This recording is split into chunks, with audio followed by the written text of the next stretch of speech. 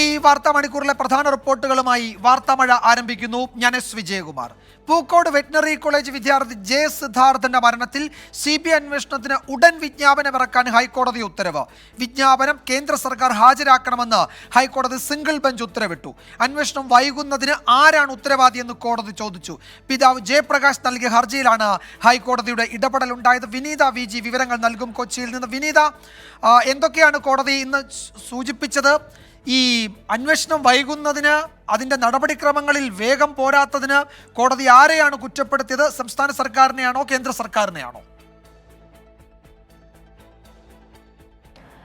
വിജയകുമാർ സൂചിപ്പിച്ചതുപോലെ തന്നെ ഈ പൂക്കോട് വെറ്റിനറി സർവകലാശാല വിദ്യാർത്ഥി സിദ്ധാർത്ഥിന്റെ മരണത്തിൽ CBI അന്വേഷണത്തിന് വിജ്ഞാപനമിറക്കാനാണ് കേന്ദ്ര സർക്കാർ അടിയന്തര നടപടി സ്വീകരിക്കണമെന്നാണ് ഹൈക്കോടതി ഇന്ന് നിർദ്ദേശിച്ചിട്ടുള്ളത്.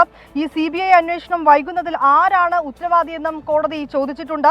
കാലതാമസം ഈ അന്വേഷണത്തെ ബാധിക്കുമെന്നും ഒപ്പം തന്നെ ഇങ്ങനെ കാലതാമസം ഉണ്ടാവുകയാണ് എങ്കിൽ ഇരയ്ക്ക് നീതി കിട്ടിയെന്ന് വരില്ലെന്നും കോടതി വ്യക്തമാക്കി. ഈ അന്വേഷണം CBI ഏറ്റെടുക്കണമെന്നാവശ്യപ്പെട്ട് സിദ്ധാർത്ഥിന്റെ പിതാവ് നൽകിയ ഹർജി ജസ്റ്റിസ് ബെച്ചു കുര്യൻ തോമസിന്റെ ബെഞ്ചാണ് ഇന്ന് പരിഗണിച്ചത്.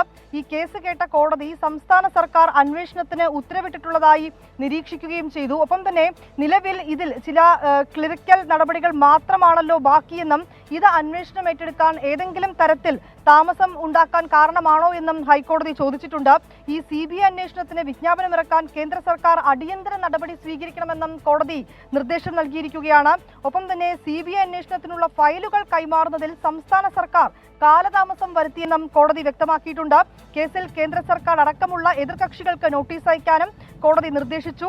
ഈ ഹർജി ചൊവ്വാഴ്ച പരിഗണിക്കാനായി മാറ്റിയിരിക്കുകയാണ്. ഒപ്പം തന്നെ മുഖ്യമന്ത്രിക്ക് നൽകിയ പരാതിയുടെ അടിസ്ഥാനത്തിൽ അന്വേഷണം CBIക്ക് വിട്ട മാർച്ച് 9-ന് അഡീഷണൽ ചീഫ് സെക്രട്ടറി ഉത്തരവിറക്കിയെങ്കിലും രേഖകൾ കൈമാറിയിരുന്നില്ല. ഈ കേന്ദ്ര ഏജൻസി അന്വേഷണം വൈകിപ്പിക്കാനോ അല്ലെങ്കിൽ അത്തരത്തിലേക്ക് തടയാനോ ഉള്ള ബോധപൂർവമായിട്ടുള്ള ശ്രമമാണ് ഈ സർക്കാരിന്റെ ഭാഗത്തു നിന്നുണ്ടായതെന്ന് ഉൾപ്പെടെയുള്ള കാര്യങ്ങളായിരുന്നു ഈ ഹർജിയിലെ ആരോപണം. ഈ കാര്യങ്ങളെല്ലാം വളരെ വിശദമായി തന്നെയാണ് കോടതി ഇന്ന് ആ വാദത്തിൽ കേട്ടതൊപ്പം തന്നെ ഏറ്റവും പ്രധാനമായുള്ള കോടതിയുടെ ഒരു നിരീക്ഷണം എന്ന് പറയുന്നത് ഇത് തന്നെയാണ്. ഈ കോടതി പറഞ്ഞത്, അതായത് അന്വേഷണത്തെ ഇങ്ങനെ കാലതാമസം ഉണ്ടാവുകയാണ് എങ്കിൽ അത് അന്വേഷണത്തെ ബാധിക്കില്ല എന്നാണ് കോടതി ചോദിച്ചത്. ഒപ്പം തന്നെ അങ്ങനെ ഉണ്ടാകുന്ന ഒരു കാലതാമസം അത് ഇരയ്ക്ക് നീതി കിട്ടിയെന്ന് വരില്ലല്ലോ എന്നും കോടതി ഇന്ന് ചോദിച്ചിട്ടുണ്ട്. അടുത്ത സിറ്റിംഗിൽ കേന്ദ്ര സർക്കാരിൻ്റെ വിജ്ഞാപനത്തിൻ്റെ പകർപ്പ് ഹാജരാക്കണമെന്ന് കൂടി കോടതി നിർദ്ദേശിച്ചിട്ടുണ്ട്. ഹരികൃഷ്ണൻ ഇപ്പോൾ തിരുവനന്തപുരത്ത് സിദ്ധാർത്ഥൻ്റെ വീട്ടിൽ നിന്ന് ചേരുന്നുണ്ട്. ഹരികൃഷ്ണൻ, എന്താണ് പിതാവിൻ്റെയൊക്കെ ആദ്യ പ്രതികരണം? കോടതി വളരെ അനുഭാവപൂർവ്വം ആ ഹർജി പരിഗണിച്ചിട്ടുണ്ട്. അക്കാര്യത്തിൽ കുടുംബം ഉന്നയിച്ച ആശങ്ക കോടതിക്ക് ബോധ്യപ്പെട്ടു. അന്വേഷണം വൈകുന്നത് ഈ കേസിനെ ആകെ ബാധിക്കില്ലേ എന്ന് പ്രധാനപ്പെട്ട നിരീക്ഷണവും കോടതിയുടെ ഭാഗത്തുനിന്നുണ്ടായി. ആശ്വാസകരമെന്നായിരിക്കും അവരുടെ പ്രതികരണമെന്ന് തോന്നുന്നു, അല്ലേ?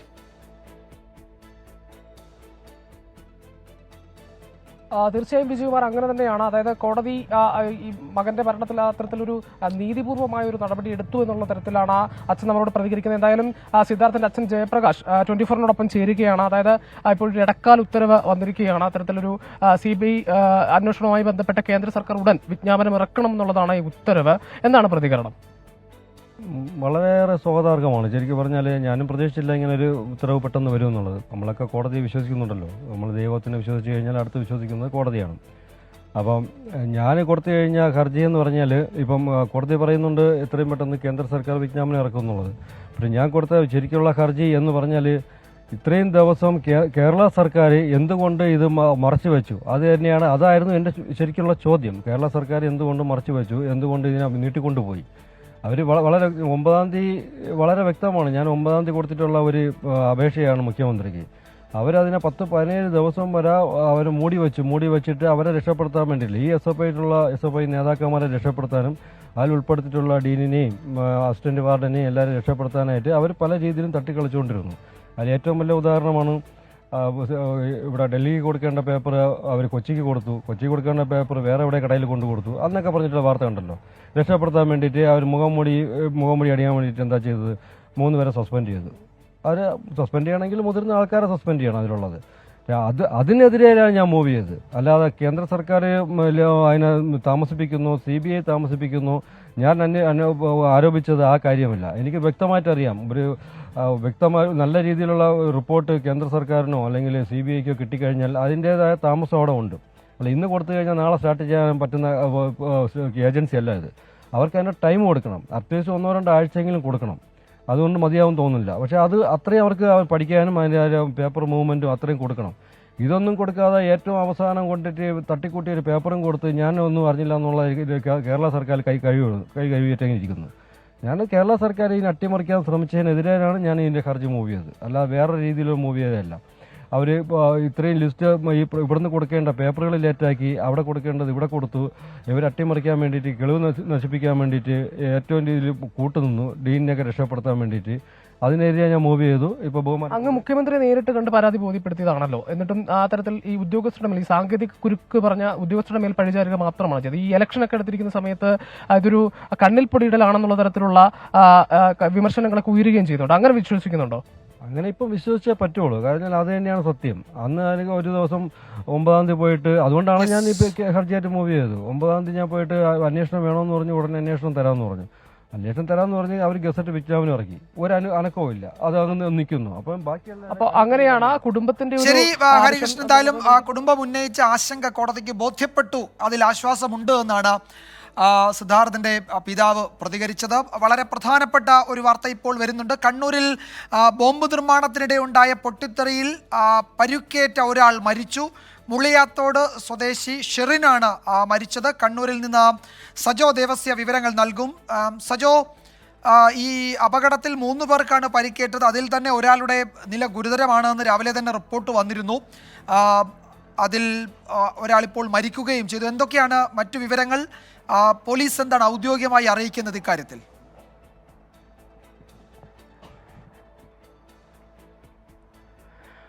വിജയകുമാർ, പോലീസ് പറയുന്നത് പ്രകാരം ഇന്ന് പുലർച്ചെ 1:30 ഈ സംഭവം കണ്ണൂർ പാനൂർ മൂളിയത്തോട് എന്ന സ്ഥലത്തുണ്ടായത്. ഈ ബോംബ് നിർമ്മാണം വീടിനോട് ചേർന്ന്, അതായത് വിനീഷ്, ഗുരുതരമായി പരിക്കേറ്റ 2 പേർ മൂളിയത്തോട് സ്വദേശികളായ വിനീഷും ഷെറിനുമാണ്. വിനീഷിന്റെ വീടിനോട് ചേർന്ന, CPM-ന്റെ പ്രാദേശിക നേതാവിന്റെ മകനാണ് വിനീഷ്. വിനീഷിന്റെ വീടിനോട് ചേർന്ന് നിർമ്മാണത്തിലിരിക്കുന്ന ഒരു വീടിന്റെ ടെറസിൽ ബോംബ് നിർമ്മാണത്തിനിടെ ഉഗ്ര സ്ഫോടനം ഉണ്ടാവുകയായിരുന്നു. ഇരുവർക്കും ഗുരുതരമായി പരിക്കേറ്റു. വിനീഷിന്റെ കൈപ്പത്തി ചിതറിത്തെറിച്ചു. ഷെറിന്റെ നെഞ്ചിലും മുഖത്തുമൊക്കെ പല ഭാഗങ്ങളും, ശരീരഭാഗങ്ങളും ചിതറിത്തെറിക്കുന്ന നിലയുണ്ടായി. വലിയ തോതിൽ ബോംബ് സ്ഫോടനം ശ്രദ്ധയിൽപ്പെട്ടതിന് പിന്നാലെ നാട്ടുകാർ വിവരമറിയിക്കുന്നു. പോലീസ് സ്ഥലത്തെത്തുന്നു. ഇരുവരും ഗുരുതരമായി പരിക്കേറ്റ് കിടക്കുകയായിരുന്നു. അതിനുശേഷം നാട്ടുകാരുടെ കൂടി സഹായത്തോടു കൂടിയും ആദ്യം ഇരുവരെയും പാനൂരിലെ താലൂക്ക് ആശുപത്രിയിലേക്കാണ് എത്തിച്ചത്. ഗുരുതരാവസ്ഥയിലായിരുന്നു. തൊട്ടു പിന്നാലെ കണ്ണൂരിലെ മിംസ് ആശുപത്രിയിലേക്ക് എത്തിച്ചു. അതീവ ഗുരുതര സാഹചര്യം ഉള്ളതുകൊണ്ട് തന്നെ ഇരുവരെയും കോഴിക്കോട് മിംസ് ആശുപത്രിയിലേക്ക് മാറ്റി. ഇപ്പോൾ അല്പസമയം മുൻപ് ഷെറിന്റെ മരണം സ്ഥിരീകരിച്ചിട്ടുണ്ട്. പോലീസും ഇക്കാര്യം സ്ഥിരീകരിക്കുന്നു. ഷെറിന്റെ ഗുരുതരമായി പരിക്കേറ്റിരുന്നു. അതായത് നെഞ്ചിന്റെ ഒരു ഭാഗം തകർന്ന അവസ്ഥയിലായിരുന്നു. മുഖത്തും കാര്യമായി തന്നെ പരിക്കേറ്റിട്ടുണ്ടായിരുന്നു. ശരീരഭാഗങ്ങൾ പല ഭാഗങ്ങളും തെറിച്ചു പോകുന്ന സാഹചര്യം അടക്കം ഉണ്ടായിരുന്നു എന്നാണ് നമ്മൾ മനസ്സിലാക്കുന്നത്. ഈ മേഖല CPM-ന്റെ ഒരു ശക്തി കേന്ദ്രമാണ്. സമീപത്ത് വ്യത്യസ്ത രാഷ്ട്രീയ പാർട്ടികൾക്കെല്ലാം ശക്തിയുള്ള ഒരു കേന്ദ്രമാണ്. പക്ഷേ ഇങ്ങനെ ഒരു ബോംബ് നിർമ്മാണത്തിൻ്റെ സാഹചര്യം അടക്കം പലപ്പോഴും ഇത്തരം സംഭവങ്ങൾ തുടർച്ചയായി പാനൂർ അടക്കമുള്ള മേഖലകളിൽ തുടർച്ചയായി ഉണ്ടാകുന്നുണ്ട്.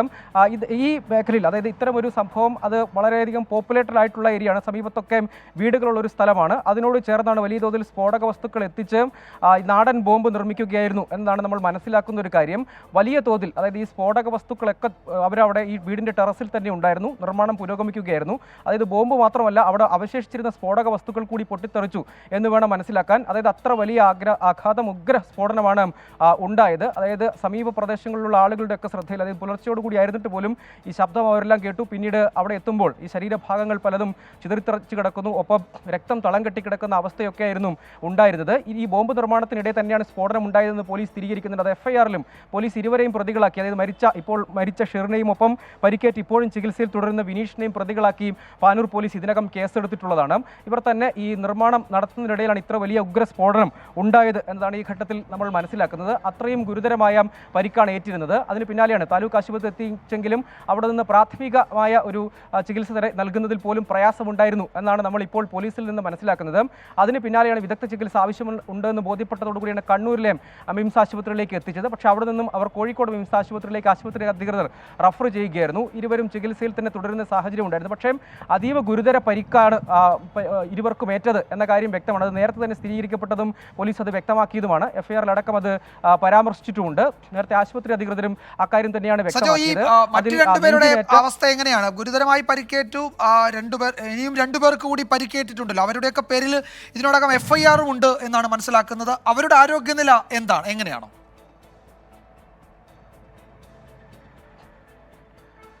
വിജയകുമാർ, FIR-ൽ 2 പേരുടെ പേരുകളെ ഉൾപ്പെടുത്തിയിട്ടുള്ളൂ. പക്ഷേ മൊത്തം 4 പേർക്ക് പരിക്കേറ്റിട്ടുണ്ട്. ആ മറ്റ് 2 പേരുടെ ആരോഗ്യനില, അവർക്കും കാര്യമായ പരിക്കുണ്ട്. പക്ഷേ ചികിത്സയിൽ തുടരുന്നു എന്നതാണ് ഇപ്പോൾ ആശുപത്രിയിൽ നിന്ന് നമുക്ക് ലഭ്യമാകുന്ന വിവരം. അതേസമയം മരിച്ച ഷെറിനും ഒപ്പം ഉണ്ടായിരുന്ന വിനീഷിൻ്റെ കൈപ്പത്തി അടക്കം ചിതറിത്തെറിച്ചിട്ടുണ്ട്. അതീവ ഗുരുതരാവസ്ഥയിലാണ്, അത്യാസന്ന നിലയിൽ തന്നെയാണ് ഉള്ളത് എന്നതാണ് ആശുപത്രിയിൽ നിന്ന് നമുക്ക് മനസ്സിലാക്കുന്നത്. കോഴിക്കോട്ടെ ആശുപത്രിയിലാണ്. അതേസമയം മറ്റു 2 പേരുടെ കാര്യത്തിൽ അവർക്ക് പരിക്കുണ്ട്. പക്ഷേ ഇപ്പോഴത്തെ സാഹചര്യത്തിൽ മറ്റെന്തെങ്കിലും ഗുരുതരമായ അവസ്ഥ എന്ന ഒരു സൂചന ആശുപത്രി അധികൃതർ നൽകുന്നില്ല. അവർക്കും പക്ഷേ കാര്യമായ പരിക്ക് തന്നെ ഉണ്ട്. എങ്കിലും അവർ ചികിത്സയിൽ തുടരുന്നു എന്ന വിവരം മാത്രമാണ് ഇപ്പോൾ നമുക്ക് ലഭ്യമാകുന്നത്. ഈ 2 പേരുടെ കാര്യത്തിലാണ്, അതായത് വിനീഷിന്റെയും ഒപ്പം ഷെറിന്റെ കാര്യം, ഷെറിന്റെ മരണം സ്ഥിരീകരിച്ചത് പോലീസും ഇപ്പോൾ സ്ഥിരീകരിക്കുന്നത്.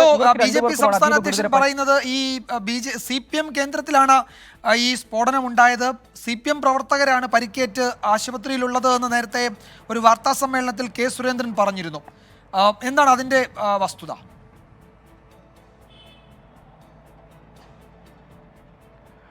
വിജയകുമാർ, രാഷ്ട്രീയ ആരോപണമല്ല. ഇരുവരും CPM അനുഭാവികളാണ്. അവർക്ക് പാർട്ടി മെമ്പർഷിപ്പ് ഇല്ല. പക്ഷേ വിനീഷ് എന്നത് CPIM-ന്റെ അവിടുത്തെ നേരത്തെ ചുമതല വഹിച്ചിരുന്ന പാർട്ടി അംഗമായ പ്രാദേശിക നേതാവിൻ്റെ മകനാണ് വിനീഷ്. ഒപ്പം ഈ മരിച്ച ഷെറിനും CPIM അനുഭാവിയാണ്. പക്ഷേ ഇതേ സംബന്ധിച്ച് ഇതുവരെ പ്രതികരിച്ചിട്ടുള്ളത് DYFIയുടെ സംസ്ഥാന സെക്രട്ടറിയും VK സനോജ് മാത്രമാണ്. എന്താണ് സംഭവിച്ചതെന്ന് അറിയില്ല, അവരുടെ പാർട്ടി ബന്ധത്തെക്കുറിച്ചോ സംഘടനാ ബന്ധത്തെക്കുറിച്ചോ അറിവില്ല എന്ന് മാത്രമാണ് പ്രതികരിച്ചത്. പക്ഷേ ഇരുവരും പാർട്ടി അനുഭാവികളാണ്. അത് CPIM-ന്റെ ശക്തി കേന്ദ്രമാണ്.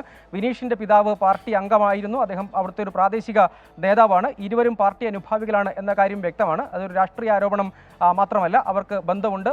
അതടക്കം മറ്റു ചില അവരുടെ രാഷ്ട്രീയ ബന്ധം തെളിയിക്കുന്ന ചിത്രങ്ങളൊക്കെ ഇതിനകം പുറത്തു വരികയും ചെയ്തിട്ടുണ്ട്. അക്കാര്യത്തിൽ വ്യക്തതയുണ്ട്. അത് പക്ഷേ ഇത്തരം ഒരു സാഹചര്യത്തിൽ ഒരു ബോംബ് നിർമ്മാണത്തിന്റെ ഈ സമയത്തെ ഒരു പ്രകോപനം, ഇതടക്കമുള്ള കാര്യങ്ങൾ ഈ സമീപകാലത്ത് പാനൂരിൽ പലപ്പോഴും സംഘർഷങ്ങൾ ഉണ്ടായെങ്കിലും ഈ സമീപകാലത്ത് അത്തരം ഒരു വലിയ സംഘർഷത്തിലേക്കും പ്രശ്നത്തിലേക്കും ഒന്നും കാര്യങ്ങൾ പോയിരുന്നില്ല. അതിന്റെ പ്രകോപനം എന്താണെന്നൊക്കെ പരിശോധിക്കപ്പെടേണ്ടതാണ്.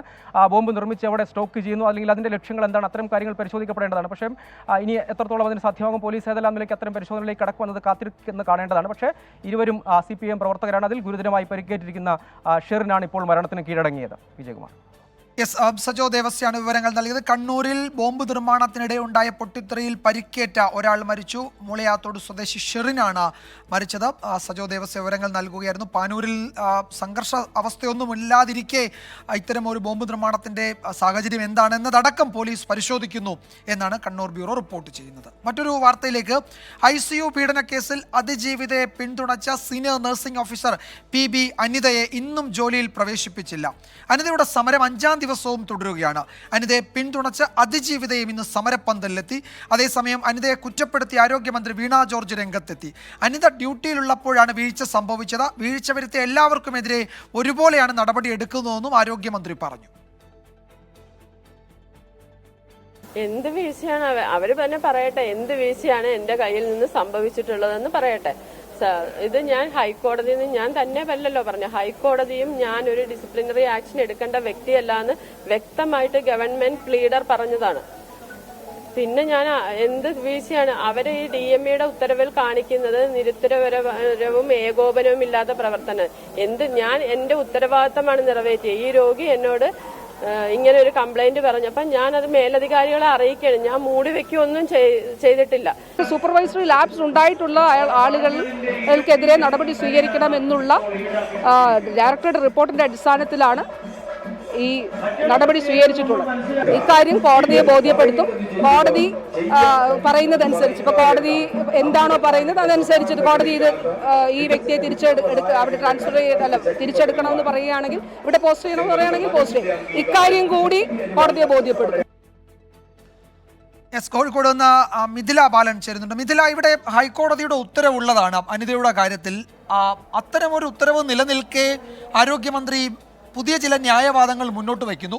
കോടതിയെ അറിയിച്ച് കോടതിയിൽ നിന്ന് മറിച്ചൊരു ഉത്തരവ് വാങ്ങുകയാണ് സർക്കാർ ചെയ്യേണ്ടത്. അത് ചെയ്യാതെ അവരെ മാറ്റി നിർത്തുന്നു. അതിനെ ആരോഗ്യമന്ത്രി ന്യായീകരിക്കുന്നു. എന്തൊക്കെയാണ് വിവരങ്ങൾ മിഥില?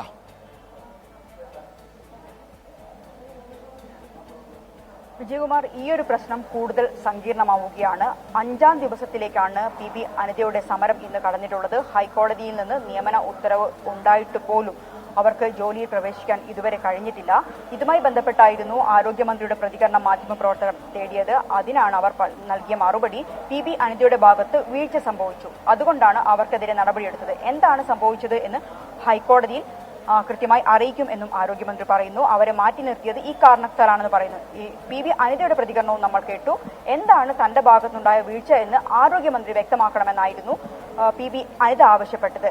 ആ സമയത്ത് പീഡനം നടന്ന കഴിഞ്ഞ വർഷം മാർച്ച് 18-നായിരുന്നു ഇത്തരത്തിലുള്ള ഒരു പീഡനം അതിജീവിതയ്ക്ക് നേരെ ഉണ്ടായത്. ആ പീഡനത്തിന് ശേഷം ഈ അതിജീവിതയെ സുരക്ഷിതമായ ഒരു ഇടത്തേക്ക് ആശുപത്രി അധികൃതർ മാറ്റിയിട്ടില്ല എന്ന ഒരു പരാതി ഇപ്പോൾ PB അനിതയും ഒപ്പം തന്നെ അതിജീവിതയും മുന്നോട്ട് വെക്കുന്നുണ്ട്. തനിക്ക് ഒരു തരത്തിലുള്ള ഒരു സുരക്ഷയും ഈ ഒരു കോഴിക്കോട് മെഡിക്കൽ കോളേജ് ആശുപത്രിയിൽ നിന്നും ലഭിച്ചിട്ടില്ല. ആരോഗ്യമന്ത്രി തനിക്കൊപ്പമാണ് എന്ന് പറയുന്നു. എന്നാൽ തനിക്കൊപ്പം ആരോഗ്യമന്ത്രി ഇല്ല. തനിക്ക് ഈ വിഷയത്തിൽ ഒരു തരത്തിലുള്ള നീതിയും ഇതുവരെ ലഭിച്ചിട്ടില്ല എന്നും അതിജീവിത കുറ്റപ്പെടുത്തുന്നുണ്ട്. അതേ കാര്യം തന്നെയാണ് PB അനിതയും പറയുന്നത്. താനല്ല അതിജീവിതയെ, അന്ന് ഇത്തരത്തിൽ ഒരു പീഡനം നടന്ന ഉടനെ അതിജീവിതയെ സുരക്ഷിതമായ ഒരു സ്ഥാനത്തേക്ക് മാറ്റേണ്ടത് ഈ ഒരു ആശുപത്രിയിലെ ഉന്നത ഉദ്യോഗസ്ഥരുടെ, സൂപ്രണ്ട് ഉൾപ്പെടെയുള്ള ഉന്നത ഉദ്യോഗസ്ഥരുടെ ഒരു തീരുമാനമാണ്, അല്ലെങ്കിൽ അവരാണ് അത് ചെയ്യേണ്ടത്. താഴെക്കടയിൽ നിൽക്കുന്ന ഒരു ഉദ്യോഗസ്ഥരെ താനല്ല അത് ചെയ്യേണ്ടത്. ഇത്തരത്തിൽ നോക്കുമ്പോൾ തന്റെ ഭാഗത്ത് നിന്ന് ഒരു തരത്തിലുള്ള വീഴ്ചയും ഉണ്ടായിട്ടില്ല. ഈ സംഭവം ഉണ്ടായത് കൃത്യമായി റിപ്പോർട്ട് ചെയ്യുകയാണ് അവർ ചെയ്തത് എന്നും ഇവർ PB അനിത പറയുന്നുണ്ട്. അങ്ങനെ വരുമ്പോൾ തന്റെ ഭാഗത്ത് എന്ത് വീഴ്ചയാണ് ഉണ്ടായത് അത് ആരോഗ്യമന്ത്രി വ്യക്തമാക്കണം എന്ന് പറയുകയുണ്ടായി. ഇവരുടെ ഒരു സമരം നമ്മളിപ്പോൾ ദൃശ്യങ്ങൾ കാണുന്നുണ്ട്. 5-ാം ദിവസത്തിലേക്കാണ് ഈ കോടതി ഉത്തരവ് നടപ്പിലാക്കി ജോലിയിൽ പ്രവേശിക്കാൻ അനുവദിക്കുക എന്ന ആവശ്യവുമായി 5-ാം ദിവസത്തിലാണ് ഇവർ ഈ ഒരു സമരം നടത്തുന്നത്. അതിജീവിതയും ഈ ഒരു സമരത്തിന് പിന്തുണയുമായി എത്തിയിട്ടുണ്ട്. അതിജീവിതയുടെ പ്രതികരണവും നമ്മൾ കേട്ടതാണ്. ആരോഗ്യമന്ത്രിയുടെ ഭാഗത്തുനിന്നും യാതൊരു തരത്തിലുള്ള നീതിയും തനിക്ക് ലഭിച്ചിട്ടില്ല. ഇത്തരം കാര്യങ്ങളെല്ലാം പരിശോധിക്കുമ്പോൾ ഈ ഒരു പ്രശ്നം കൂടുതൽ സങ്കീർണമാവുകയാണ്. ഈ സമരത്തിൽ നിന്ന് പിന്നോട്ട് പോകില്ല എന്ന ഒരു നിലപാടിൽ ഇവർ PB അനിതയും ഒപ്പം തന്നെ അനിതയ്ക്ക് പിന്തുണയുമായി എത്തിയ അതിജീവിതയും നിലപാടെടുത്തിട്ടുണ്ട്. വിജയകുമാർ. യെസ്, അതിജീവിതയ്ക്കൊപ്പം നിന്നതിന്റെ പേരിൽ പക പോക്കുന്നു ആരോഗ്യവകുപ്പ് എന്ന വലിയ വിമർശനമാണ് അനിത മുന്നോട്ട് വയ്ക്കുന്നത്. മിഥില ബാലനാണ് കോഴിക്കോട് നിന്ന് വിവരങ്ങൾ നൽകിയത്. വാർത്താമഴയിലേക്ക് വീണ്ടും സ്വാഗതം. SDPI നേതാവ് KS ഷാൻ വധക്കേസിൽ പ്രോസിക്യൂഷന് തിരിച്ചടി. പ്രതികളുടെ ജാമ്യം റദ്ദാക്കണമെന്ന പ്രോസിക്യൂഷൻ ആവശ്യം ആലപ്പുഴ അഡീഷണൽ സെഷൻസ് കോടതി തള്ളി. RSS BJP പ്രവർത്തകരായ 10 പേരാണ് കേസിലെ പ്രതികൾ. മനീഷ് മഹിപാൽ ആലപ്പുഴയിൽ നിന്ന് വിവരങ്ങൾ നൽകും. മനീഷ്, എന്താണ് കോടതി സൂചിപ്പിച്ചത്? പ്രോസിക്യൂഷന്റെ ആവശ്യം കോടതി തള്ളാനുള്ള കാരണം എന്തൊക്കെയാണ്? വിജയകുമാർ, ഈ കേസ് തുടങ്ങി 2 വർഷം പിന്നിടുന്നു. ഈ ഘട്ടത്തിൽ എന്തുകൊണ്ടാണ് നേരത്തെ തന്നെ പ്രതികൾക്ക് ജാമ്യം അനുവദിച്ച സംഭവത്തിൽ എന്തുകൊണ്ടാണ് അത് റദ്ദാക്കണമെന്ന് ആവശ്യപ്പെട്ട് നേരത്തെ ഹർജി നൽകാതിരുന്നത്? ഒപ്പം തന്നെ ഈ സംഭവവുമായി ബന്ധപ്പെട്ട് പ്രതികളുടെ ഭാഗത്തുനിന്ന് മറ്റ് കേസുകളോ പ്രശ്നങ്ങളൊന്നും ഏർപ്പെട്ടിട്ടില്ല തുടങ്ങിയുള്ള കാര്യങ്ങളൊക്കെ തന്നെ കോടതി വ്യക്തമാക്കി.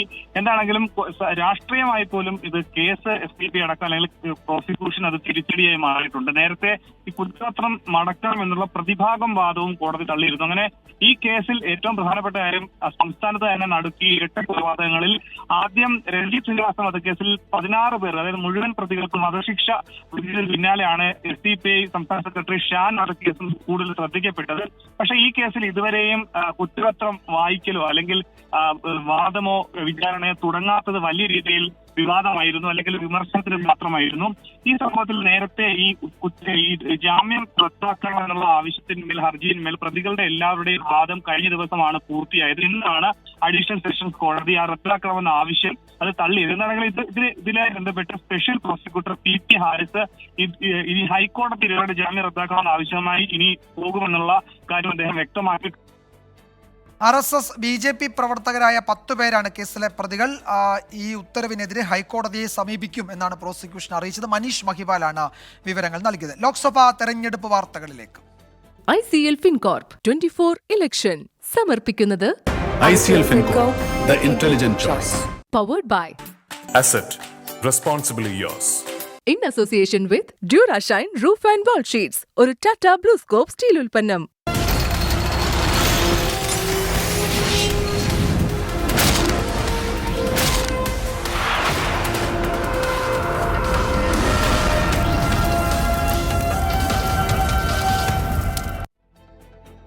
വിവാദ സിനിമ ദ കേരള സ്റ്റോറി ദൂരദർശനിൽ സംപ്രേഷണം ചെയ്യുന്നതിനെതിരെ പ്രതിഷേധം ശക്തം. ദ കേരള സ്റ്റോറി സിനിമ ദൂരദർശനിൽ സംപ്രേഷണം ചെയ്യരുതെന്ന് പ്രതിപക്ഷ നേതാവ് VD സതീശൻ ആവശ്യപ്പെട്ടു. തീരുമാനം ചട്ടവിരുദ്ധമാണെന്നും പ്രതിപക്ഷ നേതാവ് പറഞ്ഞു.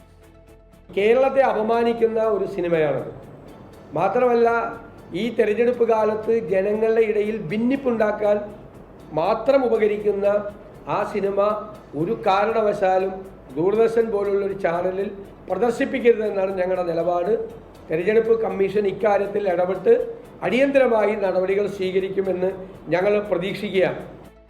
പ്രദർശനം നിർത്തിവെക്കണമെന്ന് ഡിവൈഎഫ്ഐയും ആവശ്യപ്പെട്ടു. വിദ്വേഷ പ്രചാരണ നീക്കത്തെ ഒറ്റക്കെട്ടായി നേരിടുമെന്ന് ഡിവൈഎഫ്ഐ അഖിലേന്ത്യാ സെക്രട്ടറി എ റഹീം പറഞ്ഞു. ദൂരദർശൻ കേന്ദ്രത്തിലേക്ക് ഡിവൈഎഫ്ഐ പ്രവർത്തകർ നടത്തിയ മാർച്ചിൽ സംഘർഷമുണ്ടായി.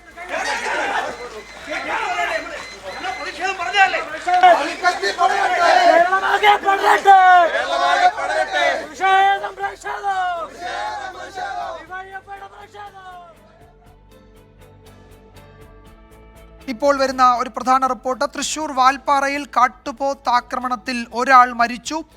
സൂരജ് സജി വിവരങ്ങൾ നൽകും. സൂരജ്, എന്തൊക്കെയാണ് വിവരങ്ങൾ? ആരാണ് മരിച്ചത്? വിശദാംശങ്ങൾ എന്തൊക്കെയാണ്?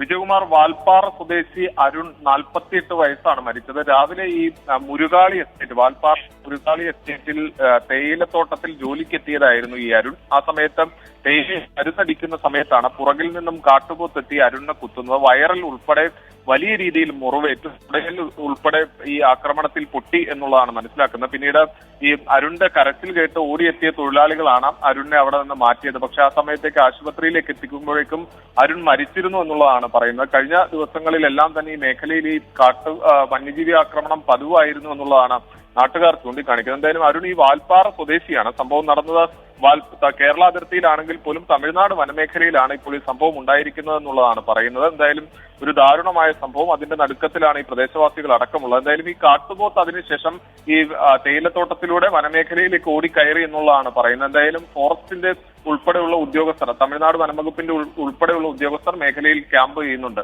വിജയകുമാർ. സൂരജ്, നേരത്തെ ഈ മേഖലയിൽ ഈ ആനയുടെയും പുലിയുടെയും ഒക്കെ സാന്നിധ്യമുണ്ട് എന്നത് പലതവണ നമ്മൾ റിപ്പോർട്ട് ചെയ്തിട്ടുള്ളതാണ്. പക്ഷേ കാട്ടുപോത്ത് അവിടെ വരുന്നു, ജനവാസ മേഖലയിൽ എത്തുന്നു, ഒരാളെ കുത്തി വീഴ്ത്തുന്നു, അയാൾ മരിക്കുന്നു. അപ്പോൾ ഈ സാഹചര്യം ഈ വനംവകുപ്പ്, കേരള തമിഴ്നാട് വനംവകുപ്പ് എന്താണ് ഇക്കാര്യത്തിൽ നൽകുന്ന ഒരു വിശദീകരണം? ജനങ്ങളുടെ ഭാഗത്ത് വലിയ പ്രതിഷേധം സ്വാഭാവികമായും അവിടെ ഉണ്ടാകുമല്ലോ, അല്ലേ? വിജയകുമാർ, തീർച്ചയായും അത്തരത്തിൽ തന്നെയാണ്. ഈ മേഖലയിൽ ആനയുടെയും പുലിയുടെയും അടക്കമുള്ള സാന്നിധ്യം നേരത്തെ ഉണ്ടായിരുന്നു. പക്ഷെ ഇത്തരത്തിലൊരു കാട്ടുപോത്ത് ആക്രമണം ഉണ്ടാകുമെന്ന് ഒരിക്കൽ പോലും ഇവർ കരുതിയിരുന്നില്ല എന്നുള്ളതാണ് പറയുന്നത്. രാവിലെ ഈ തേയിലത്തോട്ടത്തിൽ എത്തുന്ന സമയത്ത് തന്നെ ഇവർ ഈ കാട്ടുപോത്തോ ആനയോ അല്ലെങ്കിൽ പുലിയോ അങ്ങനെ എന്തെങ്കിലും സാന്നിധ്യമുണ്ടോ എന്ന് പരിശോധിക്കും. അതിനുശേഷം മാത്രമാണ് ഇവർ ജോലിക്കിറങ്ങുക. അങ്ങനെ ഇന്ന് രാവിലെ അവിടെ എത്തുന്ന സമയത്ത് അരുൺ തന്നെ ഇത്തരത്തിൽ വന്യജീവികൾ എന്തെങ്കിലും ഉണ്ടോ എന്ന് നിരീക്ഷിച്ചിരുന്നു എന്നുള്ളതാണ്. ശരി സൂരജ്, എന്തായാലും നമുക്കത് വളരെ വിശദമായി തന്നെ പരിശോധിക്കേണ്ടതുണ്ട്. തൃശൂർ വാൽപ്പാറയിലാണ് ഈ ദാരുണ സംഭവം. തമിഴ്നാട് സ്വദേശിയാണ് കാട്ടുപോത്തിന്റെ ആക്രമണത്തിൽ മരിച്ചത്. ജനങ്ങളുടെ ഭാഗത്ത് വലിയ പ്രതിഷേധമുണ്ട്. വനം വകുപ്പ് ഉദ്യോഗസ്ഥർ, കേരള തമിഴ്നാട് വനം വകുപ്പ് ഉദ്യോഗസ്ഥർ സംഭവ സ്ഥലത്തേക്ക് പോകും. പ്രശ്നപരിഹാരം ഉണ്ടാകുമെന്ന് ഉറപ്പ് ജനങ്ങൾക്ക് നൽകുമെന്നാണ് ഇപ്പോൾ റിപ്പോർട്ടുകൾ, തൃശ്ശൂർ ബ്യൂറോ റിപ്പോർട്ട് ചെയ്യുന്നത്. വിശദാംശങ്ങൾ നമുക്ക് കൂടുതൽ പരിശോധിക്കേണ്ടതുണ്ട്. റിപ്പോർട്ടോടെ വാർത്താമഴ അവസാനിക്കുകയാണ്.